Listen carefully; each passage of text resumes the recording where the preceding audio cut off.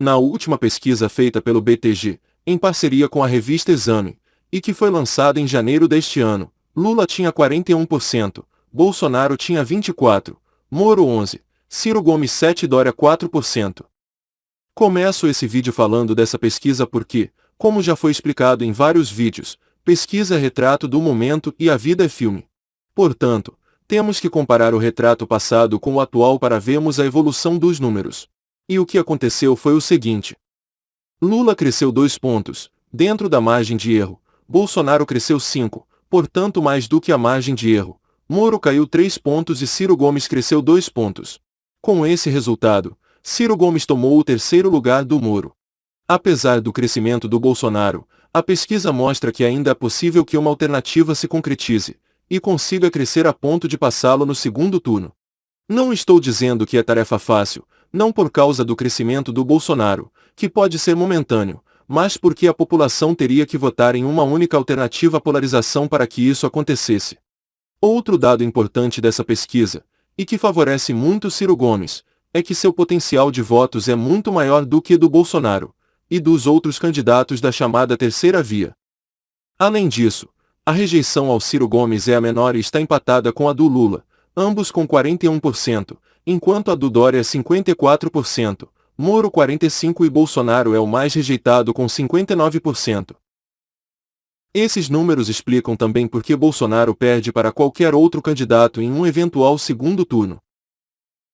Faltam 6 meses aproximadamente para as eleições, até lá, muita coisa vai acontecer. Teremos debates, propagandas eleitorais e muitos problemas econômicos, que vão corroer a imagem do Bolsonaro. Lula também dificilmente sairá ileso desse processo. As lembranças da corrupção que aconteceram, aliadas ao desastre econômico do governo Dilma, também gastarão a imagem que hoje parece intacta. E isso tudo pode ser uma oportunidade de crescimento de Ciro Gomes, e a chance de chegar ao segundo turno. Tudo vai acontecer muito rapidamente, porque as eleições são assim. A cada semana muda muita coisa. Se a gente não tiver sensibilidade para entender o nosso povo, nós vamos ficar falando como elitistas e não vamos compreender o que é que o brasileiro pensa em média. O Lula foi um bom presidente no tempo dele em alguns fatores práticos. E eu estudo esses fatores práticos. Vamos lá. O crédito no Brasil era 15% do PIB, o Lula expandiu para 55% do PIB. Tinha base para isso? Não, foi uma farra. E essa expansão do crédito foi legal, foi confortável, as pessoas foram ao crediário. E sabe no que é que deu? O próprio PT, o próprio Dilma, o próprio Lula mandando e desmandando. Essa explosão do crédito virou 63 milhões e 700 mil brasileiros, irmãos nossos, humilhados no SPC. Então o Lula fez uma política de salário mínimo, casada com a taxa de câmbio, em que ele pegou a taxa de câmbio, se fosse a valor de hoje, dava quase R$10, Anderson. E ele baixou para R$1,75. Acabou com a exportação brasileira, destruiu a indústria, deu prejuízos imensos para o agronegócio, porque quando o câmbio fica bom para a gente importar, a gente destrói a indústria da gente e passa a comprar barato com dólar no estrangeiro. Sai mais barato você sair de São Paulo para Miami do que ir conhecer o Pantanal. Percebe? Então, tudo isso parece ser muito bom, a memória que as pessoas têm, e o Lula é um demagogo que lembra que o tempo dele, não sei o que e tal. Só que depois o câmbio explodiu de novo. Não é? Com a Dilma, o câmbio saiu de R$1,75 para R$4 naquela época. E o povo brasileiro sofreu um estelionato gravíssimo. Explicar isso para o povo é que importa nessa eleição. E aí vem o quê? O povo está cansado, machucado, desempregado, inadimplente, humilhado, e de repente vem um camarada e diz assim, não, eu combati a corrupção dos grandes, dos poderosos e tal. Ok, e daí? E como é que você vai educar o povo? E como é que vai gerar emprego para o povo? E como é que vai manejar o Congresso Nacional com essas contradições terríveis, sem nenhuma experiência? Isso é uma tragédia. Claro que o voto é livre, cada cidadão é dono de si, e eu tenho sempre pedido a Deus, eu sou candidato pela 4ª vez. Vezé, eu tenho humildade. Ninguém pode ser mais humilde do que eu. 3 vezes já fui candidato e não fui preferido. Não perdi o amor pelo povo, não perdi o entusiasmo pelo Brasil. Continuo convicto de que eu preciso fazer uma aposta na inteligência do povo brasileiro. Senão eu pergunto de novo, será que está direito uma nação desse tamanho, com essa complexidade, ir para o Bolsonaro para protestar contra o Lula e agora ir para o Lula para protestar contra o Bolsonaro? Que dia nós vamos parar para pensar no nosso país? Bom dia, Ciro Gomes, aqui é Adão de Oliveira, jornalista da Rádio Capital FM. É um prazer falar com o senhor novamente. A minha pergunta, na verdade, é um contexto, dois contextos em uma só pergunta. A questão é o seguinte: o senhor prefere para o segundo turno Lula ou Bolsonaro? E a segunda questão é qual que é a sua avaliação desses números das pesquisas que aparecem e que dão certa como a vitória de Lula, inclusive no primeiro turno. São essas duas questões que eu queria que o senhor avaliasse. Obrigado, bom dia. Obrigado, Adão, prazer em reouvi-lo, espero que esteja bem aí com a família. Presidência da República.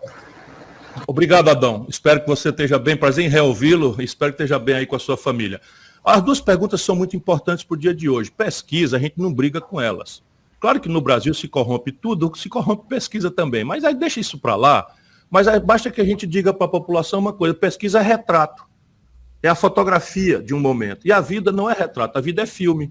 Tem uma fotografia hoje, amanhã é outra. Ou, se quiser entender o que eu estou dizendo, é o seguinte: pegue 1º de fevereiro de 2018 e veja quem é que dava um centavo furado pela vitória de um cidadão, então, meio desconhecido, chamado Jair Messias Bolsonaro. Aí entrou ali, foi na lambança para cá, levou uma facada. O nosso povo, não é, tem esse sentimento de solidariedade cristã, que eu também cultivo, é a minha fé, e resultado, está aí o homem presidente da República. E a tragédia que aconteceu não é uma tragédia adjetiva, é uma tragédia substantiva nos números da economia, nos números da pandemia, e assim, boa parte por despreparo político, por falta absoluta de treinamento, de compromisso com aquilo. Então, pesquisa, voltando à pergunta, é retrato do momento, e elas revelam o quê nesse momento? Muito mais a notoriedade. Então, o Bolsonaro é o presidente.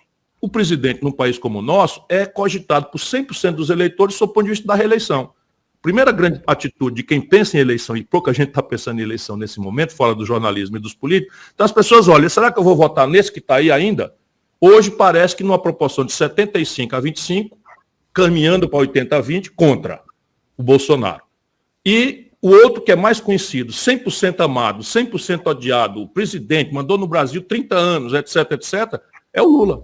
Então é natural que as pesquisas revelem essa notoriedade e tal, mas eu já vi muito salto alto, muito já ganhou, sabe, despencar do céu da arrogância com que o Lula está se comportando. Cheio de conchavo, passa 20 anos dizendo que o Alckmin e o PSDB é o ajuntamento do mal, que representa o Satanás, bota o povo para brigar em São Paulo e tal, e agora se junta com o Alckmin assim, sem um projeto, sem uma proposta, sem uma ideia, sem uma autocrítica.